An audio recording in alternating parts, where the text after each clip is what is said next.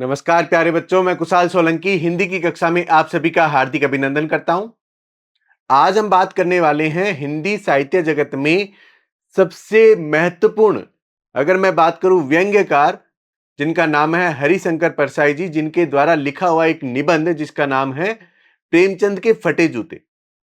ठीक है, आज हमारे पाठ्यक्रम में जो पाठ सम्मिलित है उसका नाम है प्रेमचंद के फटे जूते। हम बात करते हैं आज हमारे लेखक की। हमारे लेखक जो हैं, ठीक है, हमारे लेखक जो है उनका नाम है हरिशंकर परसाई जी। ठीक है, लेखक का नाम जो है वो हमारे हरिशंकर परसाई जी। वे हिंदी साहित्य जगत में विख्यात है अपने व्यंग्य की लेखनी के लिए। इन्होंने अनेक ऐसी व्यंग्य लिखा है जिसके माध्यम से समाज को उन्होंने उस चीज से माध्यम से चेताया है। उन्होंने समाज पर व्यंग्य किया है। उन्होंने ये दर्शाया है कि वास्तव में उनकी लेखनी जो है वो किस प्रकार व्यंग्य से बनी हुई है, किस प्रकार उन्होंने अपनी रचनाओं के माध्यम से समाज में एक नया परिवर्तन लाने की कोशिश की है। बात करते हैं हमारे लेखक हरिशंकर परसाई जी की। इनका जन्म जो है वो 1922 ईस्वी में हुआ। इनका जन्म 1922 ईस्वी में हुआ और जन्म स्थान की अगर हम बात करें, जमानी होशंगाबाद जिला है, मध्य प्रदेश। ठीक है, और अगर हम इनकी मृत्यु की बात करें तो 1995 में इनकी मृत्यु हुई। ठीक है, अब हम बात करते हैं इनकी साहित्यिक रचनाओं की तरफ। ठीक है, हिंदी साहित्य जगत में इनका जो मुख्य योगदान है उस योगदान की तरफ अगर हम बात करें तो हम देखते हैं, देखिए इनके कहानी संग्रह है हंसते हैं रोते हैं, जैसे उनके दिन फिरे। ठीक है, उपन्यास है इनका रानी नागफनी की कहानी, तट की खोज। व्यंग्य संग्रह वैष्णव की फिसलन, तिरछी रेखाएं, ठिठुरता हुआ गणतंत्र, विकलांग श्रद्धा का दौर। जैसा मैंने आपको कहा कि इनकी रचनाएं जो है वो व्यंग्य रूप में काफी प्रसिद्ध है। ठीक है, हालांकि इन्होंने कहानी भी लिखी है, उपन्यास भी लिखा है। इनका उपन्यास रानी नागफनी की कहानी जो है वो बहुत प्रसिद्ध उपन्यास भी रहा है। ठीक है, तो यहाँ हम बात कर रहे हैं इनकी रचनाओं के संदर्भ में। इनके निबंध संग्रह देखिए, तब की बात और थी, भूत के पांव पीछे, बेईमानी की परत, पगडंडियों का जमाना, सदाचार का ताबीज, शिकायत मुझे भी है और अंत में। ये इनके निबंध संग्रह हैं। ठीक है, ये इनके निबंध संग्रह हैं। आज हमारा जो पाठ है वो है हिंदी साहित्य जगत के, अगर मैं बात कहूं, उपन्यास सम्राट। उपन्यास सम्राट हमारे कौन है? तो उपन्यास सम्राट के रूप में प्रसिद्ध है, उपन्यास सम्राट के रूप में प्रसिद्ध हैं प्रेमचंद जी। ठीक है, प्रेमचंद जी, मतलब जिसकी कहानी हमने सबसे पहले पढ़ी थी, दो बैलों की कथा। ठीक है, जो उपन्यास सम्राट नाम से हिंदी साहित्य जगत में प्रसिद्ध है, उन पर लिखा है किसने? उन पर लिखा है हमारे आज के पाठ के लेखक हरिशंकर परसाई जी ने। ठीक है, बढ़ता हूं आज के पाठ की तरफ। ठीक है, पाठ जो है वो बहुत कुछ कहने वाला है, बहुत कुछ समझाने वाला है।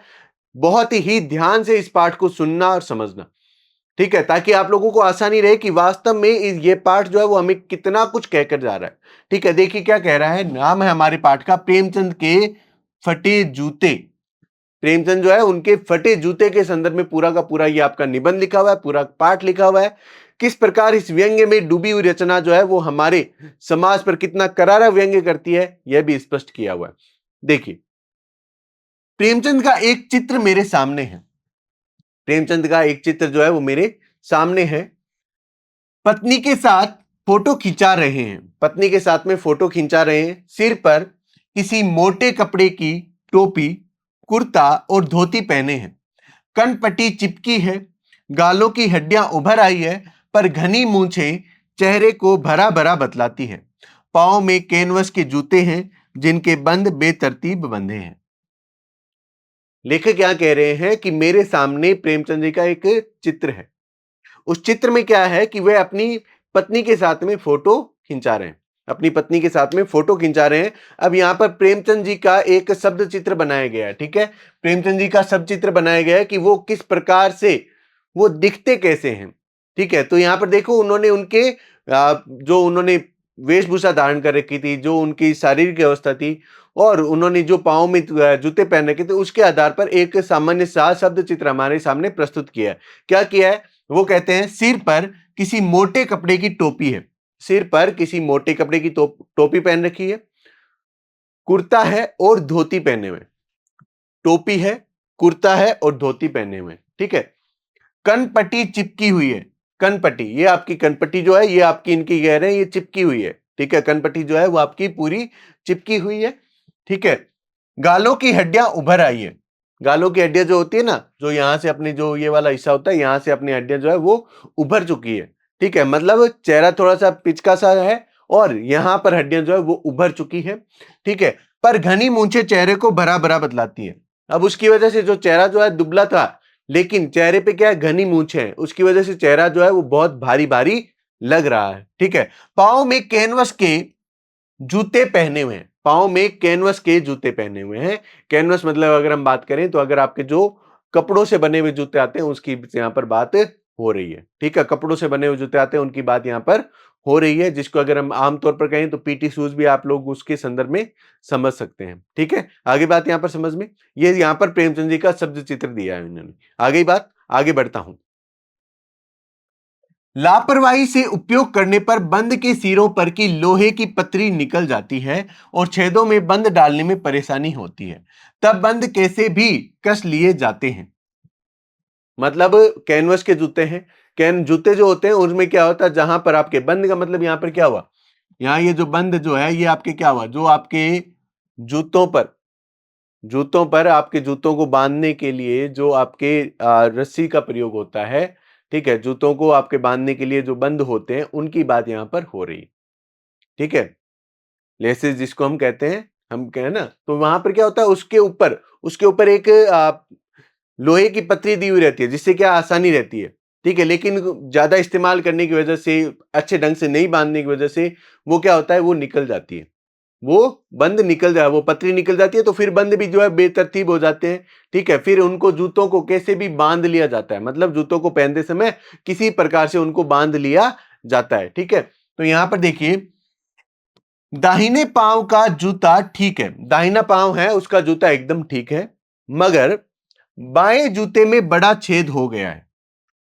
यहां पर प्रेमचंद जी की फोटो उन्होंने देखी, उस फोटो में क्या उन्होंने देखा वो यहां पर स्पष्ट कर रहे हैं, ठीक है। कि जूते हैं, जूते भी कौन से हैं, कैनवस के जूते हैं। जूते कौन से हैं, कैनवस के। अब यहां पर ये देखिए, ये जो पथरी होती है, ये पथरी क्या है, निकल जाती है। ये पथरी निकल जाती है तो बंद को अच्छे से नहीं बांधा जाता, तो बेतरतीब जिस प्रकार से समझ में आया उसी प्रकार से अव्यवस्थित रूप से उसको बांध लिया जाता है। यहां पर वो कह रहे हैं दाहिने पांव का जूता जो है एकदम ठीक है, दाहिने पांव का जूता ठीक है, मगर बाएं जूते में बड़ा छेद हो गया है, बाएं जूते में बड़ा छेद हो गया है जिसमें से अंगुली बाहर निकल आई है। बाएं पांव में जो छेद हुआ है उसमें से पांव की अंगुली जो है वो बाहर निकलकर आ गई है। मेरी दृष्टि इस जूते पर अटक गई है, मेरी दृष्टि जो है, मेरी आंखें जो है वो इस जूते पर अटक गई है। क्यों अटक गई है, सोचता हूं फोटो खिंचाने की अगर यह पोशाक है तो पहनने की कैसी होगी।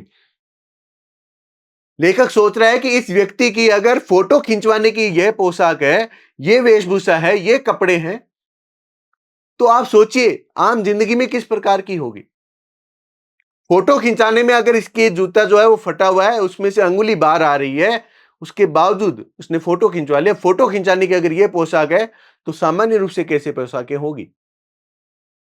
आगे देखिए, नहीं, इस आदमी की अलग अलग पोशाकें नहीं है। इसका मतलब क्या हुआ कि प्रेमचंद जी जो है वो दिखावा करना नहीं जानते, सादा जीवन और उच्च विचार वाले व्यक्ति हैं। तो यहां पर हम बात कर रहे हैं सादा जीवन की। अलग अलग पोशाकें नहीं होंगी, इसमें पोशाकें बदलने का गुण ही नहीं है, यह जैसा है वैसा ही फोटो में खिंच जाता है। इन्हें किसी भी प्रकार से, इन्हें किसी भी प्रकार से अपने आप को परिवर्तन करने का, परिवर्तित करके बनावटी रूप में दिखाने का किसी प्रकार से इनके मन में नहीं है। मैं चेहरे की तरफ देखता हूं, क्या तुम्हें मालूम है मेरे साहित्यिक पुरखे कि तुम्हारा जूता फट गया है और अंगुली बाहर दिख रही है। क्या तुम्हें इसका जरा भी एहसास नहीं है, जरा लज्जा, संकोच या झेप नहीं है। क्या तुम इतना भी नहीं जानते कि धोती को थोड़ा नीचे खींच लेने से अंगुली ढक सकती है। अब लेखक जो है वो उनके चेहरे की तरफ देखते हैं और चेहरे की तरफ देखने के बाद कहते हैं, क्या कहते हैं, विचार देखिए अब लेखक के। लेखक कह रहे हैं क्या मेरे साहित्यिक पुरखे, साहित्य जगत में, हिंदी साहित्य जगत में जो एक पूर्वज के लिए रूप में विद्यमान है, जो एक पुरखों के रूप में विद्यमान है, जिन्होंने समाज को हिंदी साहित्य जगत को बहुत अच्छी अच्छी रचनाएं दी, जिन्होंने समाज के जिस प्रकार का उस समय व्यवहार हो रहा था उसने उसी प्रकार की लेखनी चलाई। तो मेरे साहित्यिक पुरुष के तुम्हारा जूता फट चुका है, तुम्हारा जूता फट गया और तुम्हें अंगुली बाहर आ रही है। क्या तुम्हें बिल्कुल भी इसका अंदाजा नहीं है? क्या तुम्हें बिल्कुल भी एहसास नहीं है कि ऐसा कुछ हो गया है? जरा लज्जा, मतलब तुम्हें इस बात में कोई भी शर्म महसूस नहीं हो रही, संकोच महसूस नहीं हो रहा, झेप नहीं हो रही कि अरे भाई मेरा जूता फटा हुआ है, मैं फोटो कैसे खिंचवा सकता हूं? कैसे? क्या तुम इतना भी नहीं जानते कि धोती को थोड़ा और नीचे खींच लेते तो उंगली ढक जाती? अगर जो तुमने धोती पहन रखी थी उसको थोड़ा सा और नीचे खींच लेते तो शायद तुम्हारी अंगुली भी ढक जाती। अंगुली ढक सकती है। तो मतलब कहने का अर्थ है कि भाई तुम फोटो खिंचवाने गए हो तो तुम्हें ये तो बात मालूम होनी चाहिए थी ना, तुम्हारा जूता फट चुका है, उसमें से अंगुली बाहर दिख रही है। और सबसे बड़ी बात, आप जब है वो फोटो खिंचवा रहे हो, अगर आप जो है धोती को थोड़ा सा नीचे और खींच लेते तो अंगुली ढक जाती। क्या तुम्हें इस सब चीजों से तुम्हें बिल्कुल भी शर्म महसूस नहीं हो रही, संकोच नहीं महसूस हो रहा? तुम्हें ऐसा नहीं लग रहा लोग मेरा मजाक उड़ाएंगे? ऐसा नहीं हो रहा क्या? आगे बात समझिए, मतलब यहां पर कहने का अर्थ है कि व्यक्ति जो है वो हम कितना दिखावे के प्रति समर्पित है। आगे देखिए, मगर फिर भी तुम्हारे चेहरे पर बड़ी बेपरवाही, बड़ा विश्वास है। फोटोग्राफर ने जब रेडी प्लीज कहा होगा तब परंपरा के अनुसार तुमने मुस्कान लाने की कोशिश की होगी। दर्द के गहरे कुएं के तल में कहीं पड़ी मुस्कान को धीरे धीरे खींचकर ऊपर निकाल रहे होंगे कि बीच में ही क्लिक करके फोटोग्राफर ने थैंक यू कह दिया। विचित्र है यह अधूरी मुस्कान। मगर फिर भी तुम्हारे, मतलब तुम्हारा जूता फटा हुआ है, उसमें से अंगुली बाहर आ रही है और तुम फोटो खिंचवा रहे हो, लेकिन उसके बावजूद भी तुम्हें बिल्कुल भी, मतलब लेखक कह रहा है कि तुम्हें बिल्कुल भी इस बात का एहसास नहीं हो रहा है तुम्हारा जूता फट चुका है। तुम्हें शर्म आ जानी चाहिए थी। क्या तुम्हें जरा भी लज्जा नहीं हो रही, संकोच नहीं हो रहा, झेप नहीं हो रही?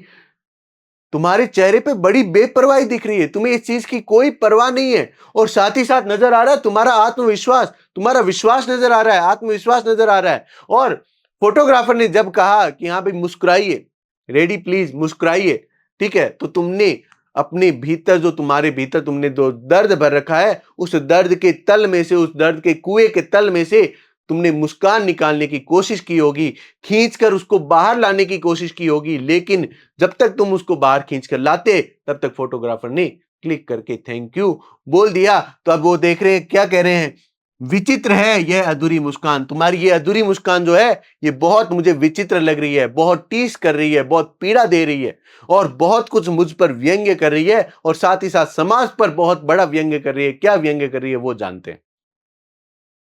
यह मुस्कान नहीं, इसमें उपहास छुपा है, व्यंग्य है। यह कैसा आदमी है जो खुद तो फटे जूते पहने फोटो खिंचा रहा है पर किसी पर हंस भी रहा है। फोटो ही खिंचाना था तो ठीक जूते पहन लेते या न खिंचाते। फोटो न खिंचाने से क्या बिगड़ता था? कि मतलब कैसा आदमी है, इतना बेपरवाह आदमी है, इतना विश्वास अपने भीतर, अपने आत्मविश्वास के कारण वह लोगों पर हंस रहा है। खुद फटे जूते में फोटो खिंचवा रहा है लेकिन उसके बावजूद लोगों पर उसकी ये व्यंग्य भरी मुस्कान आ रही है, ये उपहास है, ये व्यंग्य है, ये हमारी हंसी उड़ा रहा है, ये हमारी हंसी उड़ा रहा है पर किसी पर हंस भी रहा है। मतलब ये ऐसा लग रहा है कि भाई ऐसे फोटो खिंचवा रहा है और साथ ही साथ किसी पर हंस भी रहा है।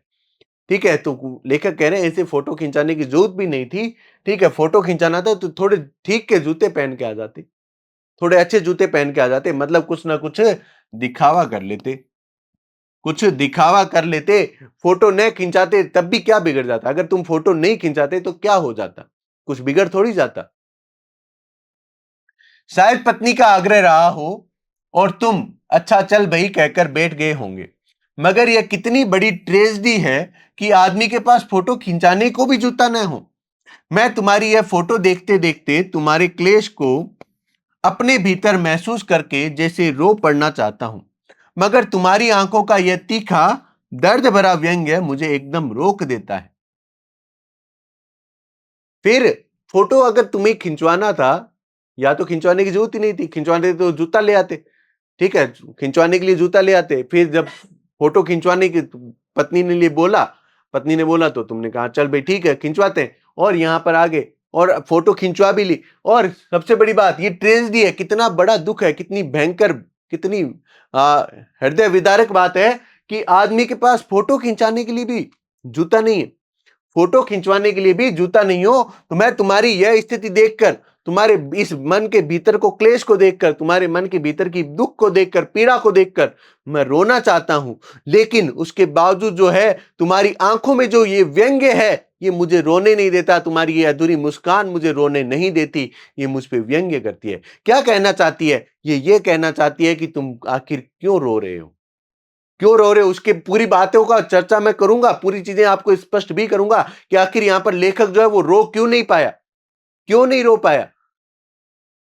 क्योंकि प्रेमचंद की मुस्कान उस पर व्यंग्य कस रही थी।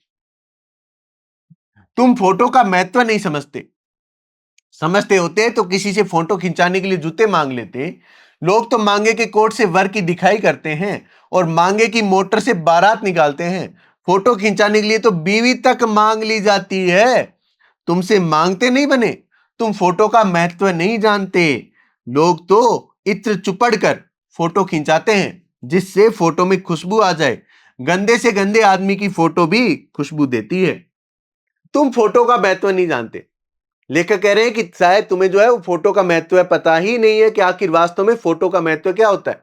अगर तुम्हें फोटो का महत्व पता होता तो किसी से अगर आप फोटो खिंचवाने जा रहे हो तो किसी से जूते मांग कर ले जाते, किसी से जूते मांग कर ले जाते। लोग तो मांगे कि कोट से वर दिखाई कर देते हैं, लोग तो कोट मांग कर ले जाते हैं और उससे वर दिखाई मतलब दूल्हे को पहनाकर पूरी की पूरा विवाह निपटा देते हैं।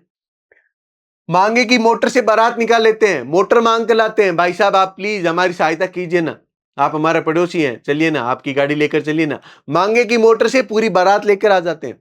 और यहां तक कि बीवी भी फोटो के लिए मांग ली जाती है। ठीक है, बीवी भी फोटो के लिए मांग ली जाती है। और तुमसे ये तक नहीं हुआ, तुमसे केवल जूते नहीं मांगेंगे, मतलब तुम कितने स्वाभिमानी हो। यहां पर बात क्या आई, यहां पर आई प्रेमचंद जी की स्वाभिमानी की बात कि तुम कितने स्वाभिमानी हो कि तुमसे जूते नहीं मांगेंगे। लोग तो देखो क्या क्या मांग लेते हैं फोटो खिंचवाने के लिए, लोग क्या क्या मांग लेते हैं, देखो समझो जानो। लोग जो है वो कोट मांग लेते हैं, गाड़ी मांग लेते हैं, यहां तक कि बीवी भी मांग लेते हैं, बीवी भी मांग लेते हैं। तुमसे केवल एक जूते मांगने का काम नहीं हुआ। तुम जूते नहीं मांग सके, फोटो खिंचवाने के लिए जूते मांग लेते किसी दोस्त के। तुम फोटो का महत्व नहीं जानते। लोग इत्र चुपड़ कर फोटो खिंचवाते हैं, लोग तो इत्र चुपड़ कर फोटो खिंचवाते हैं, मतलब पूरा दिखावा। लोग इत्र चुपड़ कर फोटो खिंचवाते हैं और जिससे फोटो में खुशबू आ जाए। गंदे से गंदे आदमी की फोटो भी सुंदर दिखती है, इत्र लगाई हुई खुशबूदार दिखती है। क्यों दिखती है? क्योंकि ये सारे क्या करना जानते हैं, दिखावा करना जानते हैं। ये सारे क्या करना जानते हैं, दिखावा करना जानते हैं। ठीक है, हम सब क्या करना जानते हैं, दिखावा करना जानते हैं। तुम इतने स्वाभिमानी थे कि तुम्हारा जूता फटा हुआ था, तुमने अपने दोस्त से किसी से भी जूता नहीं मांगा। लोग तो मांगने के बाद में सारे काम कर लेते हैं, लोग सारा काम कर लेते हैं, तो तुमसे एक जूता नहीं मांगा गया। लोग फोटो का महत्व है, तुम्हें फोटो का महत्व नहीं पता, लोग फोटो का महत्व जानते हैं, इसलिए इत्र चुपड़ कर फोटो खिंचवाने जाते हैं। आगे बात समझ में आई? अभी तक हमने क्या समझा वो समझने की जरूरत है कि हिंदी साहित्यकारों की उपेक्षा किस प्रकार होती है।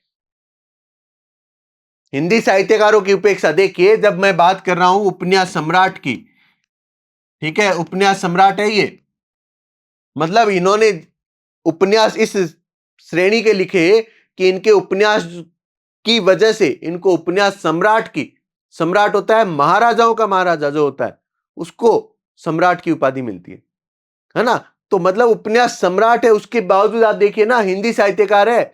इस वजह से आप देखिए इनकी स्थिति, कि इनकी आर्थिक स्थिति जो है वो किस प्रकार। तो हिंदी साहित्यकारों की समाज में कितनी उपेक्षा होती थी, उसको यहां पर दर्शाने की पूरी जो है बात हमारे हरिशंकर परसाई जी ने की है। आगे बात यहां पर समझ में, आगे बात बढ़ता हूं हमारे प्रश्न की तरफ। प्रश्न देखिए, जूते की किस विशेषता पर लेखक का ध्यान अटक गया? जूते की ऐसी कौन सी विशेषता थी कि लेखक का ध्यान उस पर अटक गया? क्या वो विशेषता यह थी कि जूते की नोक पर, क्या जूते की चमक पर, उसके फटे होने पर, या उसके रूखेपन पर? ऐसी क्या विशेषता थी? तो जब हम बात करते हैं उसकी विशेषता थी कि उसके जूते फटे हुए थे। और कौन सा जूता फटा हुआ था, मैं एक बार फिर आपको स्पष्ट कर देता हूं कि बायां जूता, बायां जूता जो है वो फटा हुआ था, दाहिना जूता एकदम सही था, बायां जूता फटा हुआ था, उसमें से पांव की अंगुली बाहर आ रही थी। ठीक है, तो जूता जो फटा हुआ था, यहां पर उनकी नजर ठहर जाती है। आगे बात यहां समझ में? ठीक है, बढ़ता हूं आगे। फोटो भी खुशबू देती है का आशय क्या है? फोटो भी खुशबू देती है, क्या ऐसा संभव है? इसका मतलब क्या है? मतलब जब में समझिए कि हमारी अगर हम फोटो जो है, अगर हम इत्र लगाकर फोटो खिंचवाने जा रहे हैं, तो क्या फोटो खुशबू देगी? नहीं, इसका मतलब क्या है वो समझिए। फोटो अत्यंत मनमोहक होती है, लोग फोटो में खुशबू डालते हैं, फोटो से आजकल सुगंध निकलती है, फोटो में बनावटी सुंदरता होती है, फोटो में बनावटी सुंदरता डाली जाती है ना? फोटो में बनावटी सुंदरता डाली जाती है, तो उसके संदर्भ में यहां पर बात हो रही है। यहां पर बात जो हो रही है वो किसके संदर्भ में हो रही है? यहां बात हो रही है कि फोटो में खुशबू आने का मतलब है फोटो में बनावटी सुंदरता पूरी डाल दी जाती है ताकि फोटो ज्यादा से ज्यादा अच्छा दिखे। ठीक है, प्रश्न क्रमांक 3 देखिए। तुम फोटो का महत्व नहीं समझते का आशय है, तुम बनावटी व्यक्ति का महत्व नहीं मानते, तुम फोटो नहीं खिंचवाते, तुम ढोंग नहीं करते, तुम फोटो में सादगी को महत्व देते हो। तुम फोटो का महत्व नहीं समझते, इसका मतलब क्या निकलेगा कि तुम बनावटी व्यक्तित्व का महत्व नहीं मानते, तुम बनावटी व्यक्तित्व का महत्व नहीं मानते, तुम फोटो नहीं खिंचवाते, तुम ढोंग नहीं करते, तुम फोटो में सादगी को महत्व देते हो। भाई प्रेमचंद जो है वो किसको महत्व देते थे? तुम फोटो में सादगी को महत्व देते थे। मतलब वो हमेशा सादगी को फोटो फोटो में हमेशा किसको? सादगी को, जैसे वे हैं वैसे ही समाज के सामने दिखना पसंद करते हैं। ठीक है, तो वो बनावटी व्यक्तित्व का महत्व नहीं मानते, ये भी बात सही है, लेकिन यहाँ मुख्य रूप से आएगा तुम फोटो में सादगी को महत्व देते हो। ठीक है, आगे देखिए। लोग इत्र लगाकर फोटो क्यों खिंचवाते हैं? फोटो को सुंदर बनाने के लिए, फोटो में खुशबू लाने के लिए, फोटो की कीमत बढ़ाने के लिए, फोटो में खुश दिखने के लिए। तो फोटो में खुशबू लाने के लिए जो है वो इत्र लगाकर फोटो खिंचवाने जाते हैं। आगे बात यहां समझ में? प्रश्न क्रमांक देखिए 5। प्रेमचंद फोटो के लिए जूते क्यों नहीं मांग सके? स्वाभिमान के कारण, सादगी के कारण, अहंकार के कारण, दिखावे के चक्कर में न होने के कारण। देखिए, इस प्रश्न में अगर आप देखेंगे तो वहां पर तो आपके जो है वो उत्तर बहुत बहुत सही ढंग से आप स्वाभिमान भी कर दोगे। ठीक है, लेकिन थोड़ा सा समझना है। देखो, तीनों चारों बातें एक जैसी है। स्वाभिमान के कारण, सादगी के कारण, अहंकार के कारण, दिखावे के चक्कर में न होने के कारण। ठीक है, तो अब यहां पर हमारा जो मुख्य उत्तर जो बनेगा, स्वाभिमान तो है ही, सादगी भी है, लेकिन यहां पर बात जो क्या आएगी, वो आएगी दिखावे के चक्कर में न होने के कारण उन्होंने जूते नहीं मांगे। उम्मीद करता हूं कि ये बात आज आप लोगों को समझ में आ गई होगी कि किस प्रकार हमारे हरिशंकर परसाई जी ने हिंदी साहित्य समाज के जो मुख्य सम्राट है, उपन्यास सम्राट जो हैं प्रेमचंद जी, उन पर किस प्रकार से अपनी लेखनी चलाई है और किस प्रकार इनके माध्यम से हिंदी साहित्यकारों की समाज किस प्रकार उपेक्षा करता है उसको दर्शाया है। उम्मीद करता हूं ये बात आपको अच्छे से समझ में आ गई होगी और पाठ के माध्यम से आपको यह भी समझ में आ गया होगा कि प्रेमचंद जी जो है वो सादा जीवन जीने में विश्वास करते थे, किसी प्रकार के दिखावे में या बनावटीपन में विश्वास नहीं करते थे। अब हम मिलेंगे इसके बाद के घटनाक्रम में क्या हुआ क्या नहीं जानने के लिए। तब तक के लिए इंतजार करें, मिलेंगे अगले भाग में। तब तक धन्यवाद। जय हिंद, जय भारत।